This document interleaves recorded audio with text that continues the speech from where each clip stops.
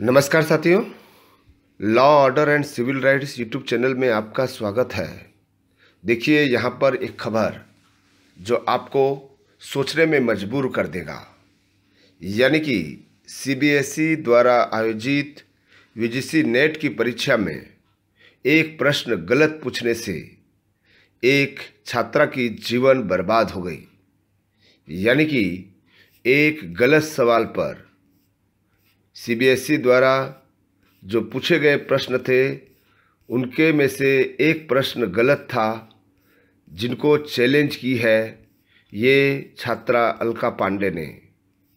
देखिए यहाँ पर कोर्ट से मिला न्याय, यूजीसी नेट की परीक्षा में हुई पास।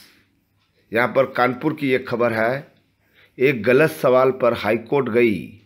हरबंस मोहाल की छात्रा अलका पांडे को आखिर न्याय मिल गया।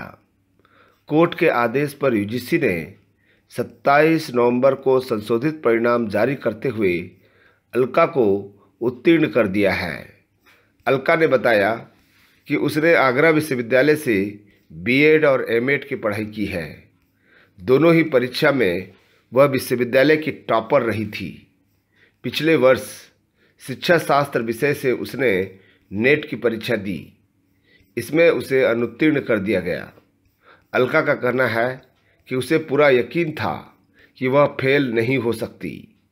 यूजीसी ने नेट की परीक्षा में एक सवाल का उत्तर गलत दिया था। इसको लेकर उसने हाईकोर्ट में याचिका दायर की। कोर्ट ने उसके पक्ष में फैसला सुनाया। गलत सवाल के नंबर उसके पक्ष में मिले और वह पास हो गई। अलका प्रतियोगी छात्र संघर्ष समिति की सक्रिय सदस्य भी है। देखिए आपको ये न्यूज चकरा देगा, आपका माइंड को चकरा देगा। यहाँ पर देखिए, परीक्षा आयोजित करने वाले संस्था की एक गलती एक छात्रा के जीवन को बर्बाद कर दिया था, लेकिन उन्होंने हार नहीं मानी, बल्कि उन्होंने सब्र के साथ वो हाईकोर्ट में न्याय की गुहार लगाई और हाईकोर्ट के सामने अपनी बात रखने में कामयाब भी हुई।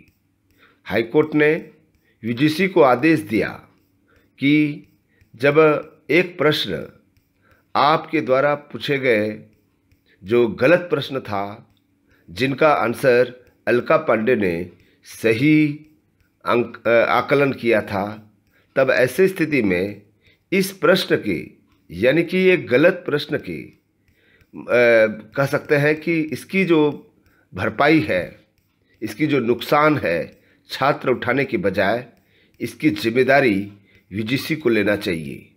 और यूजीसी इस छात्र को यदि एक प्रश्न के उत्तर से यदि इनके परिणाम में संशोधन होता है तो संशोधन करना चाहिए। और इसी आदेश के तहत, हाईकोर्ट के आदेश के तहत यूजीसी ने 27 नवंबर को संशोधित परिणाम जारी करते हुए अलका को उत्तीर्ण कर दिया।